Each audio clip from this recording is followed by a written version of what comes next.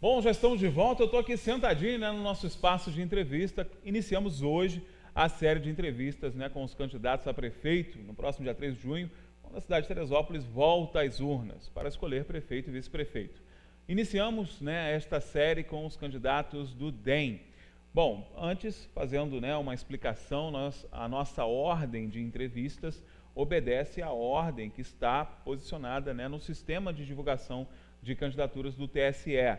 Utilizamos a mesma ordem que o TSE usa na divulgação das candidaturas. Portanto, não foi feito nenhum sorteio, né? Não foi feito nenhum acordo com relação a essa ordem de entrevistas. Obedecemos ao mesmo critério que foi estipulado lá, né, pelo TSE no sistema de divulgação de candidaturas. Por isso, utilizaremos esta ordem. E começamos hoje com os candidatos Carlos Dias e Subtenente Luiz. Para a gente iniciar esse nosso bate-papo, que é um bate-papo de 3 blocos, né? Você vai ter a oportunidade de conhecer ao menos 3 assuntos escolhidos pelos candidatos através de uma lista, né, que nós disponibilizamos, e você vai ter a oportunidade nesses 3 blocos também de interagir.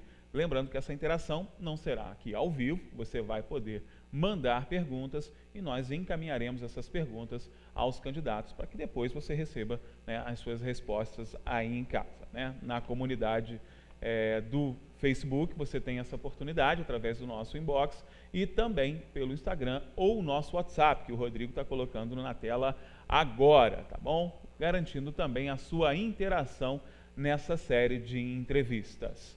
Vamos começar então, vamos conhecer, e para iniciar essa série de entrevistas nós vamos fazer primeiro uma apresentação oficial. Você vai conhecer um perfil dos candidatos do DEM que estão aqui ao meu lado nos estúdios da Diário TV, né? Você vai conhecer um pouco agora do perfil do Carlos Dias e do Subtenente Luiz. Vamos começar com o vice, né, para a gente quebrar um pouco o protocolo aqui, né? Subtenente Luiz, muito obrigado pela sua participação, seja bem-vindo aos estúdios da Diário TV. Eu queria que você fizesse uma apresentação rápida, né? Aí, quem é o Subtenente Luiz? Bom dia a todos, é um prazer enorme estar aqui nesse estúdio com esses amigos que eu consegui conquistar na imprensa de Teresópolis. E o Subtenente Luiz é um policial militar com 29 anos de serviço prestado à sociedade e que desde o ano de 2000, atua na área política também. Já fiz assessoramento de alguns entes políticos, já tive a oportunidade de ser secretário de segurança, já em outro município fora Teresópolis, com conhecimento na área de trânsito e também na área de transportes. Recebi esse convite do prefeito Carlos Dias para estar aqui, junto com ele, compondo essa chapa no DEM, porque na nossa visão, Teresópolis precisa de um carinho, precisa de um afago a mais. E o que nós estamos dedicando à população de Teresópolis é isso. Amor, carinho, atenção, tudo aquilo que ela está precisando nesse momento. Isso aí. E o Carlos Dias, né? Quem é o Carlos Dias? Fique à vontade, candidato. Bom, eu primeiro queria agradecer a você, Anderson, o convite, né? E saudar também a toda a diretoria do Grupo Diário. É uma alegria para mim estar aqui, poder participar dessa conversa com os seus telespectadores. Queria também fazer uma saudação respeitosa aos demais candidatos que certamente devem estar assistindo a esse programa. Então, minha saudação, que façamos uma disputa no nível que se espera, né? A população espera, de respostas e programas. E falando de mim, eu tenho 22 anos de vida pública. Eu fui deputado estadual, fui secretário no Rio de Janeiro. Moro nessa cidade há 6 anos, convivo com ela há 12 anos, que minha filha fez medicina aqui na cidade, fui acompanhando a sua formação. Eu tenho uma experiência muito grande na área pública, de administração efetiva, né, com cargos públicos, por exemplo, como eu disse, na cidade do Rio de Janeiro, onde me dediquei à parte de trabalho e emprego, uma cidade importante, uma das maiores do mundo. Como deputado, tenho uma história importante com essa cidade que me permitiu, quando ocupei aquela vaga na Alerj, trazer água para Quinta Leblon, para o Vale da Revolta, para Coreia e para Fonte Santa. Foi uma emenda parlamentar exclusivamente minha. Aliás, até eu já mostrei uma vez no programa de entrevista que, quando eu estava já chegando à cidade, eu montei uma livraria aqui, né? E você teve a oportunidade de me entrevistar também sobre questões econômicas mundiais. Então, enfim, surgiu uma dúvida sobre isso, então a gente colocou. Mas eu estou colocando a minha experiência, a minha vida, o meu trabalho desde 2006 no governo Tricano, quando fui convidado inicialmente para trabalhar a base de desenvolvimento econômico na cidade. Então, e hoje me coloco como prefeito. As pessoas podem olhar meu perfil melhor pelo Facebook, é Carlos Dias Prefeito 25, e aqui pelas perguntas, enfim, pelo desenvolvimento também dessa entrevista. Eu só tenho a renovar o meu agradecimento à diretoria do Diário que promove essas entrevistas. Legal. E como eu disse, né, na abertura, nós teremos aqui alguns temas escolhidos em cada um desses blocos. Neste primeiro bloco, vamos tratar talvez da unanimidade aí entre as candidaturas, né, que é o tema da saúde, né? Vamos falar de saúde pública e eu começo perguntando aos candidatos, né, qual é a proposta da candidatura do DEM para a cidade de Teresópolis na área da saúde. Olha, saúde é um tema difícil para o país inteiro. Nós vivemos uma crise importantíssima nesse setor, inclusive porque não há um plano e um projeto nacional que abrigue a forma de financiamento e operação do Sistema Único. Há 14 anos não se faz atualização dos valores dos repasses dos pagamentos do SUS. Então, você veja bem, uma cidade como a nossa e outras tantos, 5.600 municípios, que não tem uma arrecadação bastante consistente, tendo que subsidiar, por exemplo, o Ministério da Saúde nos repasses. Então, nós temos um problema sério, que é essa questão do financiamento, que precisa ser resolvido no âmbito federal, mas, ao mesmo tempo, nós podemos, sim, na otimização dos recursos, na melhoria da estrutura da saúde. Nós pegamos uma cidade totalmente devastada, decaída, destruída em 2016. Nós tínhamos apenas 2 postos de saúde funcionando, totalmente desequipados, tudo destruído. Nós não tínhamos um carro rodando na saúde, não só na saúde, em outras áreas também do governo, um trator, a questão, por exemplo, da produção de asfalto, né, a fábrica de asfalto, a questão do lixo, quer dizer, podemos tocar numa série de temas aqui e as soluções que foram dadas. Então, o que precisa hoje? Uma organização em que a saúde ela funcione como um sistema. Nós precisamos estar na ponta, nós precisamos estar exatamente aonde as pessoas precisam, que são os postos de saúde organizados. Nós fizemos isso, nós deixamos, por exemplo, as licitações prontas de equipamentos e também de imobiliário dos postos de saúde. Isso tudo com verba federal, que foi a nossa interação com o governo federal, com a Câmara de Deputados, né, que nós fizemos, por exemplo, os carros também, que chegaram novos, as ambulâncias, por exemplo, nós compramos 3 ambulâncias, uma UTI top de linha e 2 básicas, que já devem estar sendo entregues, né? Eu já vi até ontem o governo daqui fazendo uma promoção daquilo que não fez, né? Quer dizer, não foram eles que fizeram, simplesmente os veículos estão aptos a andar agora em função de que não tinha seguro e tem um processo licitatório. Então, esse processo licitatório demora com a burocracia normal, né, que tem uma coisa que precisa ser acelerada. Nós precisamos conversar com Brasília para reformar essa 8666, para acelerar os processos de compra, mas, lógico, com toda a segurança, com a fiscalização do Tribunal de Contas. Então, nós fizemos, inclusive, um projeto de integração dos postos de saúde através de prontuários eletrônicos. Isso tudo está sendo licitado nesse momento, porque foi um estudo que eu ocupei a Secretaria de Saúde nos últimos 4, 5 meses, o finalzinho do governo Tricano, e a gente modernizou ações muito efetivas, porque pelo fato de eu ter um vínculo muito significativo com a estrutura política, embora nunca tenha sido e nunca ocupei cargo em governos, a não ser do governo Tricano, os outros que eu fui, foi do César Maia, que é do meu partido, que foi o prefeito no Rio, mas, por exemplo, com essa estrutura política se colocou no Rio, notadamente desses últimos grupos que destruíram o estado do Rio de Janeiro. Sempre fui oposição, jamais fiz parte de qualquer grupo político desses que estão aí em Bangu 8 e estão na Lava Jato. Então, é um difícil, por exemplo, no Rio de Janeiro, a relação em função dos recursos, porque é um estado que foi destruído. Ao mesmo tempo, teve uma política de saúde em que nós assumimos custos que não eram necessários. Por exemplo, eles fizeram uma municipalização da UPA, e hoje uma conta de 18 milhões que o Estado não paga para nós.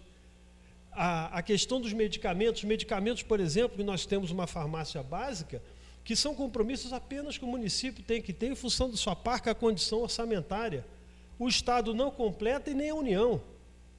Então, quer dizer, nós lutamos com coisas e estruturas corruptas também, né, que infelizmente são nas páginas dos jornais, nós estamos assistindo todo dia, aqui na cidade não foi diferente, e danificou muito o sistema de saúde. Mas nós estamos num processo de reconstrução, nós vamos integrar, como disse, o atendimento, nós vamos trabalhar com os prestadores de serviço, e nós estamos recuperando os prestadores. É só você olhar a Beneficência Portuguesa, que estava destruída, e hoje ela tem uma abertura de 14 leitos, foi no nosso mandato que fez, inclusive nós ampliamos o repasse do município para a Beneficência Portuguesa, exatamente para que a questão do HCT, da questão da maternidade, a UPA mesmo, com os leitos de clínica médica, fosse esvaziada.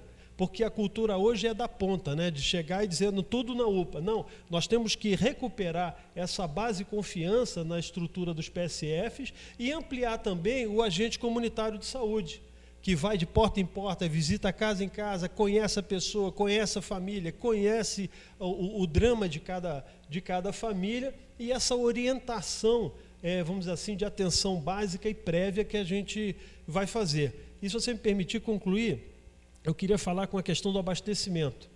Nós, como tivemos aqui na Secretaria de Saúde, se olhar as estatísticas, nós reduzimos, em termos de custo, em média, 50,4% em material médico, no sentido do valor pago, e 30% em medicamento. A bolsa de ostomia, 27,8%. Os fornecedores que recebiam, de fato, porque a gente só contratou o que podia pagar, davam um desconto efetivo na nota, além desse desconto que o nosso pregão deu. Nós abrimos ao mercado, nós permitimos que diversas entidades, empresas, participassem livremente da concorrência. Isso gerou uma queda muito efetiva de custo.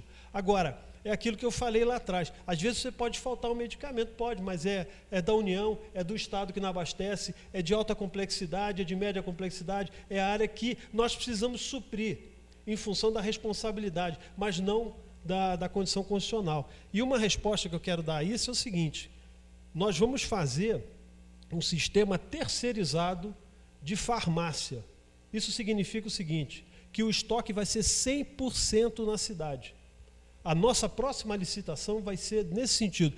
Todos os medicamentos que de A a Z, que estão cadastrados no Ministério da Saúde, que podem ser fornecidos, nós vamos fazer integralmente essa licitação com todos eles. E vamos colocar uma farmácia com eles aqui na cidade. E conforme nós formos usando, a metodologia é essa, aí nós vamos pagando. Então, eu tenho como suprir na hora, no momento certo, o abastecimento tanto de material médico quanto de medicamentos. A gente tem ainda 3 minutinhos, né? Subtenente Luiz, eu queria que você fizesse algum complemento também nessa área de saúde, se você quisesse falar alguma coisa, né? Certo, Anderson, eu também tenho formação técnica dada pela Polícia Militar na área de saúde. E contemplando tudo o que o prefeito Carlos Dias acabou de dizer, eu vejo que o PSF é algo fundamental na evolução da saúde numa cidade, principalmente num aspecto. Eu acho que nós temos também que contemplar a educação do cidadão quanto à utilização da saúde. E esse é o ponto fundamental onde o PSF está incluso, porque ele é o posto de saúde próximo do cidadão, próximo da família. E cabe a ele transmitir ao cidadão o conhecimento do quê? Do que pode ser resolvido no PSF e do que, de fato, tem que ser levado para uma instituição mais capacitada, para uma UPA, para um hospital. Ou seja, a população acreditando naqueles PSF. Exatamente. Procurando. Exatamente. Então, um processo de melhor adequação, ampliar a malha de PSFs e fazer com que eles promovam programas educacionais para que a população comece a ter esse conhecimento. Entendeu? Isso é muito importante. Educar o cidadão sempre, em todos os aspectos, em todas as áreas de conhecimento. O cidadão preparado, o cidadão educado, seja na área de saúde, ele consegue, com isso, desonerar em muito as ações do município. E lembrando uma coisa que é muito importante, Anderson, a partir do momento que você faz o uso adequado da saúde, você abre o espaço para uma pessoa que realmente pode estar precisando de mais. Uma pessoa que realmente pode estar precisando, naquele momento, de um uso mais aprofundado. Então, é importante educar a pessoa para a saúde também. Essa é a função do PSF. Deixa eu só fazer um complemento, que é importante, que eu me lembrei. São tantas coisas, a gente fica, às vezes, assim, um pouco perdido. Mas, por exemplo, nós precisamos destacar que no nosso governo não houve, por exemplo, morte na hemodiálise.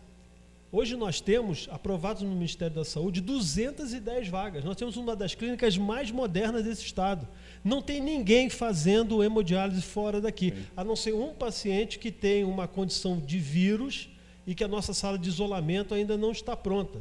Mas vou aprontá-la assim que o povo me permitir chegar à prefeitura. E outro ponto importante que precisa ser destacado é a integração e a relação com os nossos prestadores de serviço, que são de primeira linha.